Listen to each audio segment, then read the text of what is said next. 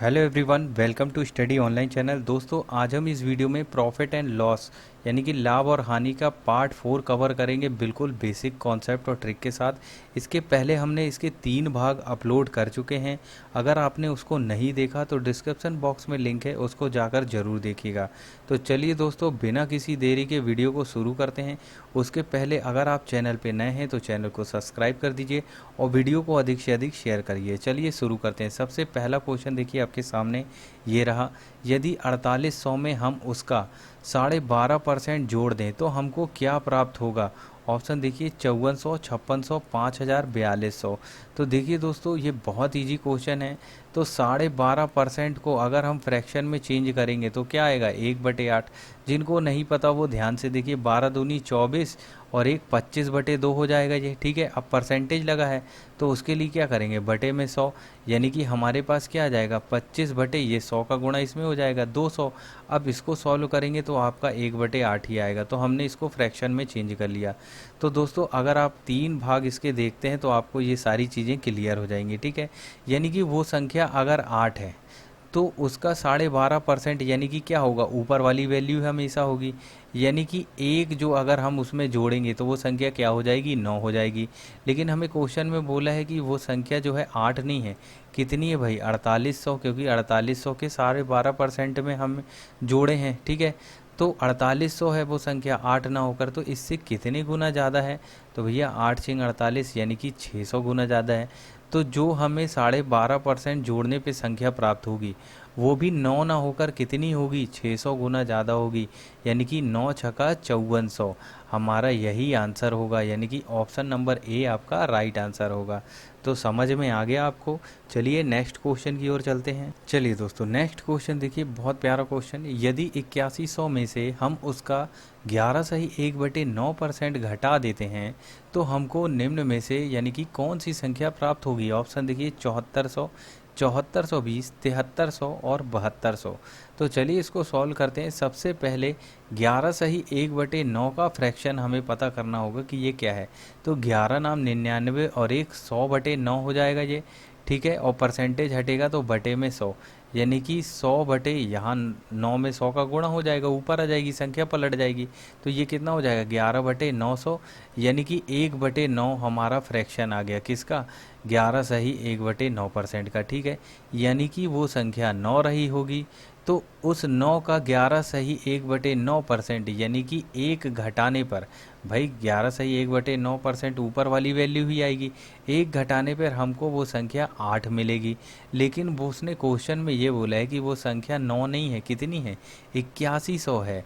यानी कि हम देखेंगे कि इससे कितने गुना ज़्यादा।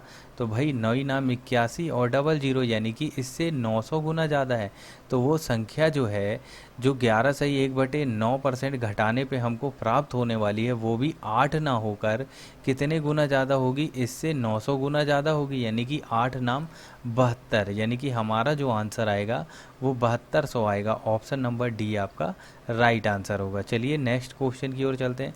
दोस्तों, ये हैं छोटे छोटे क्वेश्चन, ये एग्ज़ाम में ज़रूर पूछे जाते हैं, तो इसलिए मैं इनको भी कवर कर रहा हूँ। बाकी आप 3 पार्ट देखिएगा, उसमें हमने बेसिक लेवल से अच्छे लेवल तक के क्वेश्चनों को भी कवर किया है। तो इसमें भी आगे हमारे साथ बने रहिएगा, आगे बहुत अच्छे अच्छे लेवल के क्वेश्चन आने वाले हैं आपके साथ। तो चलिए नेक्स्ट क्वेश्चन की ओर चलते हैं। चलिए दोस्तों, नेक्स्ट क्वेश्चन देखिए आपके सामने ये रहा। यदि किसी संख्या के 37.5% में 550 जोड़ने पर हमें वह संख्या पुनः प्राप्त हो जाती है तो ज्ञात करें वह संख्या कौन सी होगी?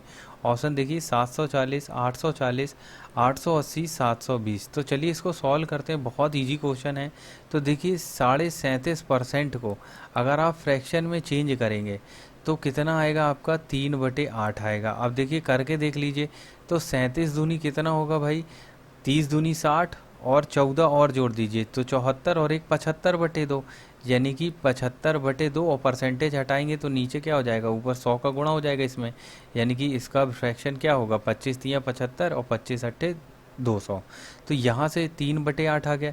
यानी कि मान लीजिए वो संख्या क्या 8 होती, तो 8 का हमें पता है 37.5% क्या 3, यानी कि 3 किसी संख्या के 37.5% में 550 जोड़ने पे, यानी कि इसके 37.5% कितना होगा?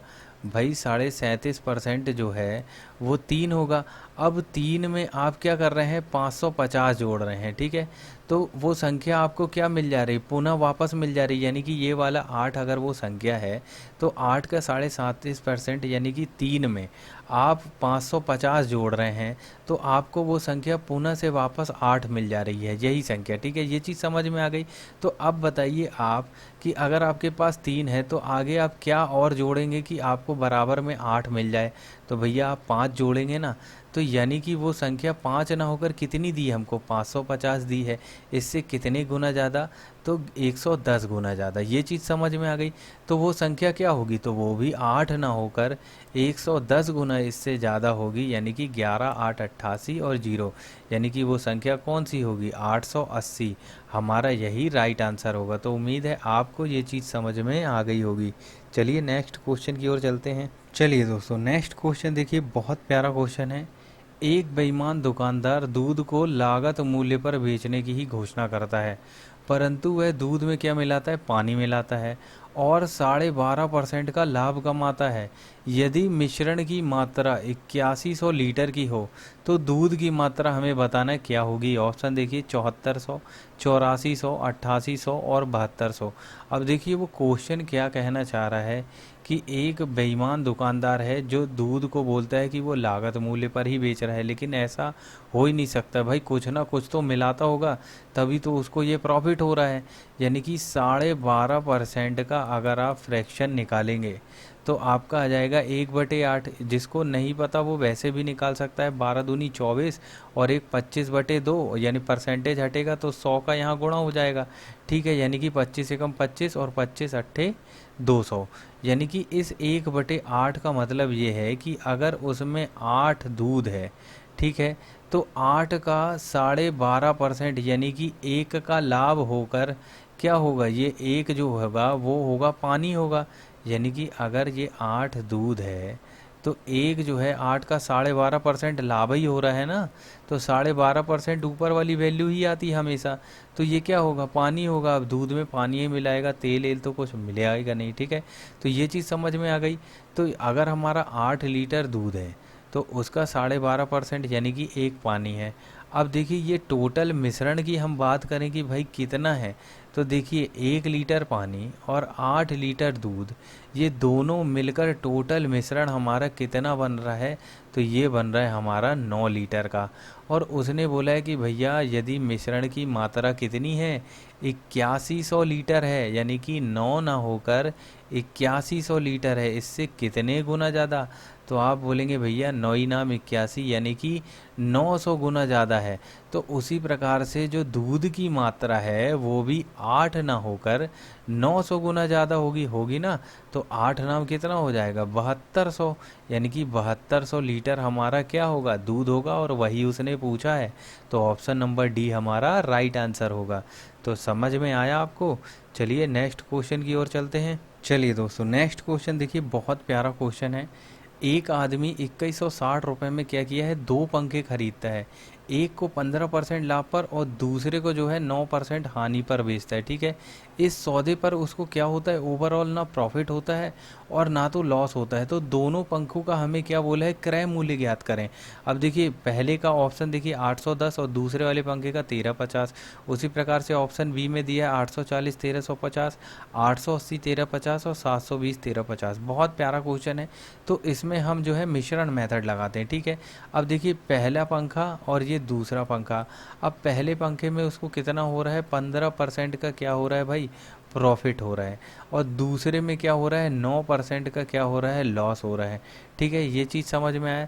तो ओवरऑल हम पूछें कि उसको क्या हो रहा है, तो ना लाभ हो रहा है ना हानि हो रही है, यानी कि वो 0% के बराबर है। तो यहाँ पे जब हम इनको घटाएंगे तो हमारे पास क्या आएगा भाई, सीपी आएगा, यानी कि कॉस्ट प्राइस आएगा। अब क्यों आएगा नीचे कॉस्ट प्राइस, तो देखिए जब भी हम प्रॉफिट परसेंट या लॉस परसेंट निकालते हैं तो प्रॉफिट परसेंट के लिए ऊपर हम क्या लगते हैं, total profit upon cost price.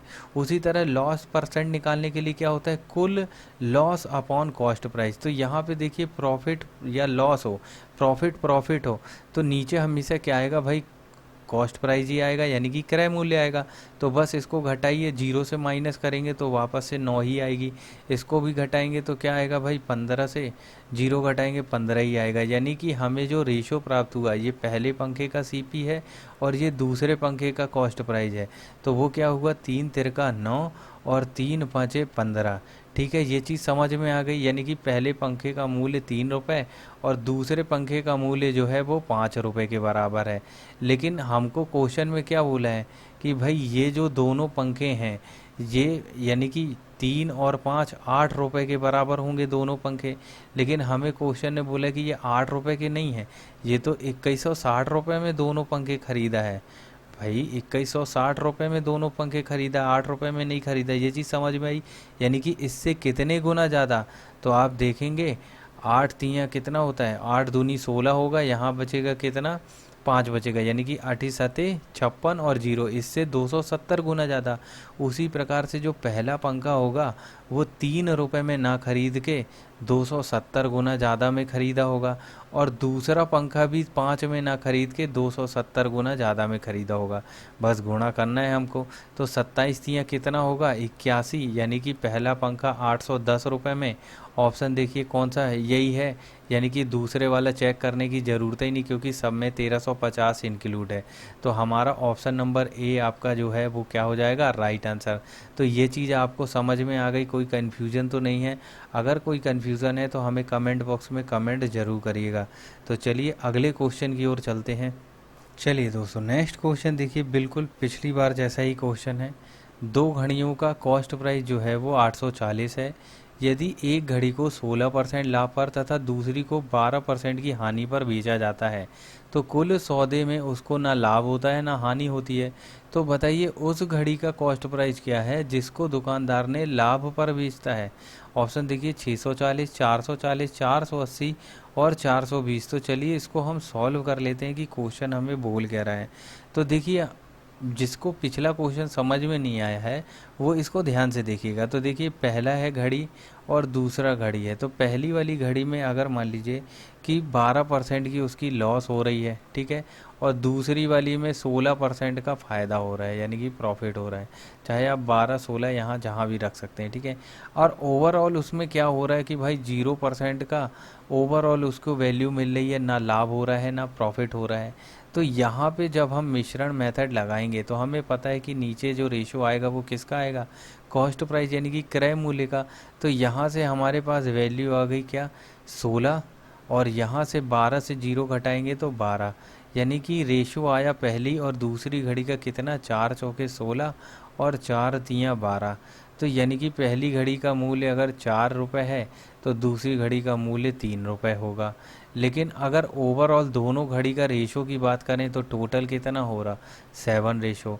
अब 7 रेशो की वैल्यू ही हमें दी है कितनी, 840 रुपये। आपको समझ में आ रहा है ना कि ये तो दोनों घड़ियों का रेशो है ना, 7 रेशो, तो इन्हीं का मूल्य दिया हमें 840 रुपये। अब भाई इससे कितने गुना ज़्यादा है, तो आप बोलेंगे 12 सत्ते होता है 84, यानी कि 120 गुना ज़्यादा है। तो उसी प्रकार से जो पहली घड़ी होगी वो भी 4 ना होकर इससे 120 गुना हो ज़्यादा होगी, यानी कि 12 चौक कितना होगा, 48, 480 रुपये। और यही हमसे पूछा है।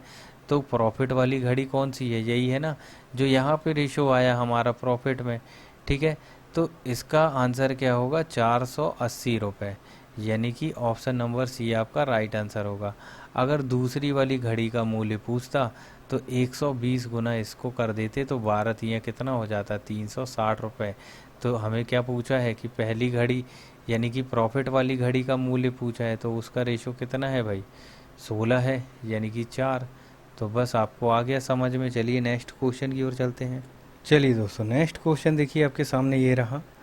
यदि किसी वस्तु के भाव में 25% की कमी हो गई किंतु वस्तु की जो दैनिक बिक्री थी उसमें 30% की क्या वृद्धि हो जाती है, तो ज्ञात करें कि दैनिक बिक्री से प्राप्त जो धनराशि में कितने % का अंतर आ जाएगा। ठीक है, ऑप्शन देखिए 2 सही 1/2%, 5.5%, 4.5% और 3.5%। तो चलिए इसको सॉल्व करते हैं।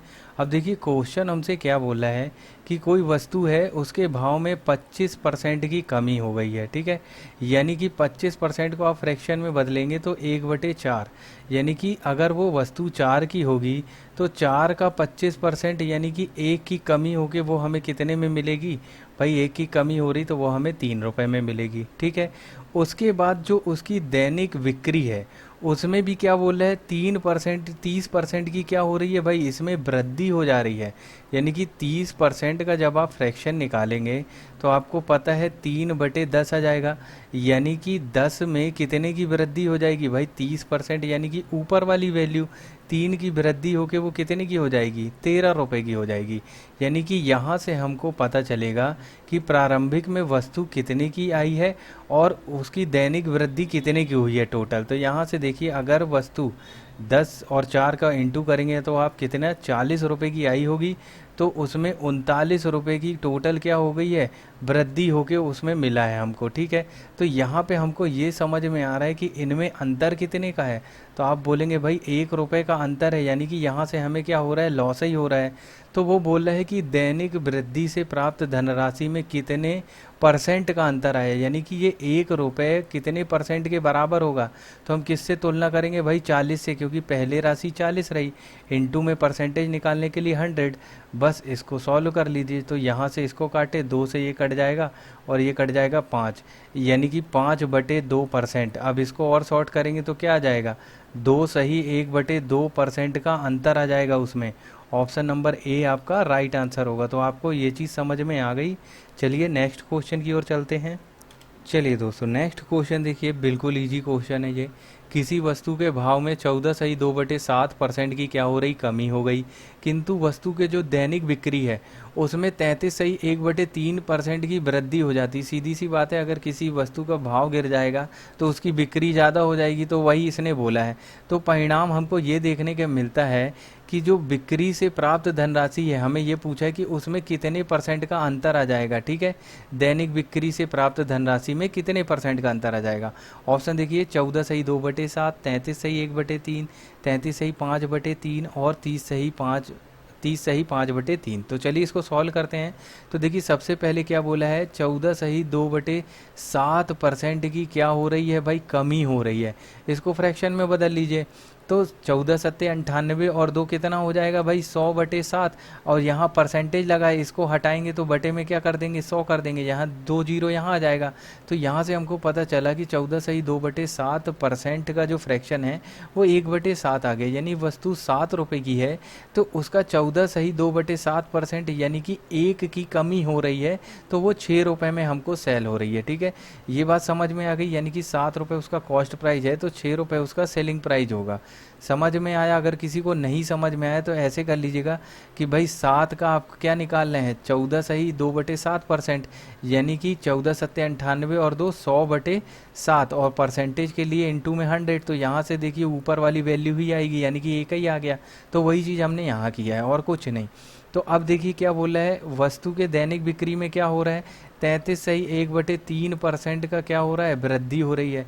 इसको भी बदल लीजिए। तो इसको पता है आपको, 33 या 99 और एक 100/3 हो जाएगा। परसेंटेज हटाएंगे तो बटे में 100, यानी कि 2 जीरो से जीरो कैंसिल, यानी कि इसका फ्रैक्शन आ गया हमारा 1/3।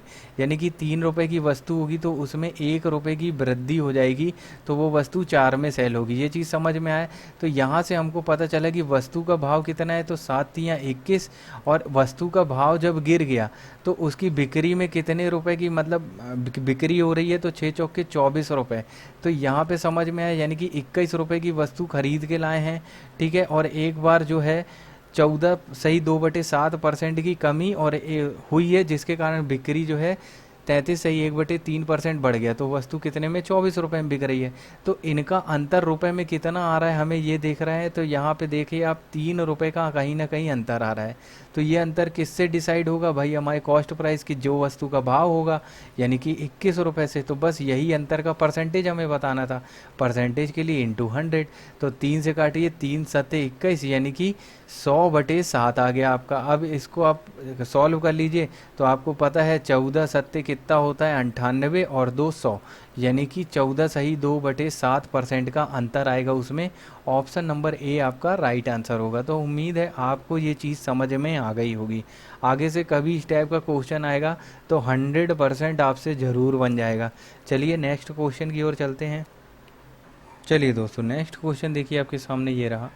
एक बेईमान दुकानदार वस्तु को क्रय मूल्य पर बेचने की क्या करता है, घोषणा करता है। ठीक है, यदि वह 1 kg के स्थान पर 900 ग्राम ही इस्तेमाल करता है तो उसका लाभ परसेंट ज्ञात करें। ऑप्शन देखिए, 11 सही 2/9%, 11 सही 1/9%, 11 सही 1/3% और 11 सही 5/3%। यानी कि वह जो है वो उसको 1000 ग्राम जो है वो इस्तेमाल करना था, लेकिन उसने किया क्या है, 900 ग्राम ही इस्तेमाल किया है। ठीक है, यानी कि यहाँ से हमें समझ में आ रहा है कि जो घपला है वो 100 ग्राम का है, यानी कि ये घपला क्या हुआ, उसका फ़ायदा हुआ। तो हमें प्रॉफिट परसेंट कैसे निकालते हैं भाई, कुल फ़ायदा कितना ग्राम का हुआ है उसको, 100 ग्राम का। और किस में से हुआ है, कितने का बांट रखा है उसने, तो 900 ग्राम का बांट रखा है ना। और परसेंटेज के लिए इनटू में 100, तो यहाँ से हम इसको काट देंगे तो हमारे पास आ जाएगा कितना, 100/9, यानी कि 99, 11 नाम 99 और एक 100/9। यानी कि आपको समझ में आया कि 11 सही 1/9% का क्या हो रहा है, उसको फ़ायदा हो रहा है। यानी कि ऑप्शन नंबर बी आपका राइट आंसर होगा। चलिए नेक्स्ट क्वेश्चन की ओर चलते हैं। चलिए दोस्तों, नेक्स्ट क्वेश्चन देखिए, बहुत प्यारा क्वेश्चन है। एक दुकानदार वस्तु को क्रय मूल्य पर बेचता है। यदि वह त्रुटिपूर्ण तराजू का प्रयोग करके 25% का लाभ कमाता है तो बताइए 1 kg वजन के स्थान पर कितने ग्राम वजन इस्तेमाल करता है। ऑप्शन देखिए, 600, 840, 810 और 800। तो देखिए सबसे पहले वो क्या बोल रहा है कि भाई वो 25% का उसको क्या हो रहा है, प्रॉफिट हो रहा है जब वो तराजू में डंडी मार रहा है। ठीक है, तो ये 25% क्या हुआ, 1/4। यानी कि 1/4 का मतलब ये है कि अगर वो 4 जो है वो घपला बांट का यूज करता है, यानी कि 4 जो है वो घपला बांट का यूज करता, तो उसको ऊपर वाली 25% यानी कि 4 का 25% एक, तो ये एक जो है वो उसका लाभ वाला घपला होता है। ठीक है, यानी कि ये लाभ होता है लेकिन ये भी उसका क्या होता है, घपला कहलाता। अब तो वो 1 kg के स्थान पर यानी कि टोटल जो वजन है, यानी कि ये वाला बांट और ये वाला बांट, ये भी लाभ ही है भाई, मार रहा है। तो टोटल ये कितना है भाई, हमको यहाँ से समझ में आ रहा है कि भाई ये 5 है, लेकिन ये 5 नहीं है, 1000 ग्राम है। ठीक है, ये समझ में आया। तो इससे कितने गुना ज़्यादा, तो आप बोलेंगे कि भाई 200 गुना ज़्यादा। तो उसी प्रकार से जो घपला बांट का वो इस्तेमाल कर रहा होगा वो भी 4 ना होकर इससे 200 गुना ज़्यादा कितने, 800 ग्राम का इस्तेमाल कर रहा होगा। तो ये आई आपको बात समझ में, यानी कि ऑप्शन नंबर डी आपका राइट आंसर होगा। और उसने घपला कितने किया, तो भाई आप बोलेंगे ये भी 200 गुना ज़्यादा होगा, यानी कि 200 ग्राम का उसने घपला कर दिया। अब देखिए आप इसको परसेंटेज निकालेंगे तो आपका 25% ही आएगा, यानी कि टोटल घपला कितना हुआ, 200 ग्राम का। किस में हुआ भाई, 800 ग्राम का ही बांट इस्तेमाल कर रहा, परसेंटेज के लिए इंटू 100। तो ये 2 जीरो से जीरो कट गए। अब क्या कट रहा है भाई, 4 से काटिए तो 4 दूनी 8 और 4 पंजे कितना हो जाएगा, 20 और 0 और 2 से ये कट जाएगा 25। यानी कि हमारा जो क्वेश्चन में बोला है कि 25% का लाभ होता है, तो ये देखिए 25% का लाभ होगा। लेकिन हमसे उसने पूछा क्या है कि कितने ग्राम बांट का इस्तेमाल करता है, तो यहाँ से हमने निकाल लिया कि भैया वो घपला बांट जो है वो 800 ग्राम का इस्तेमाल करता है। ठीक है, तो आपको समझ में आ गया। चलिए नेक्स्ट क्वेश्चन की ओर चलते हैं। चलिए दोस्तों, नेक्स्ट क्वेश्चन देखिए। एक बेईमान मिठाई वाला मिठाई को 10% लाभ पर बेचता है, लेकिन वह 1 kg के स्थान पर 800 ग्राम का भार ही क्या करता है, इस्तेमाल करता है। तो उसका लाभ परसेंट बताना है। ऑप्शन देखिए आपके सामने ये रहे, 37 सही 2/9%, 37 सही 1/9%, 37.5% और 37 सही 1/5%। अब देखिए क्वेश्चन हमसे कहना क्या चाह रहा है कि भाई टोटल 1000 ग्राम की जगह वो क्या कर रहा है, 800 ग्राम ही तौल रहा है। ठीक है, ये चीज़ समझ में आ गई। यानी कि हमने देखा कि 200 ग्राम का वो क्या कर रहा है भाई, वो तो घपला कर ले रहा है 200 ग्राम का। तो यहाँ पे 800 ग्राम ही तौल रहा है, 1000 ग्राम तौलना था। और उसके बाद भी उसको क्या हो रहा है भाई, 1000 का 10% क्या हो रहा है, प्रॉफिट हो रहा है।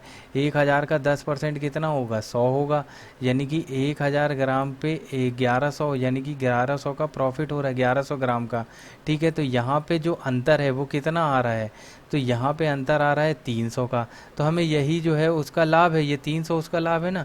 यानी कि यहाँ 200 ग्राम का जो घपला है वो भी लाभ है, और जो 10% का प्रॉफिट आया ये 100 ग्राम, ये भी लाभ है।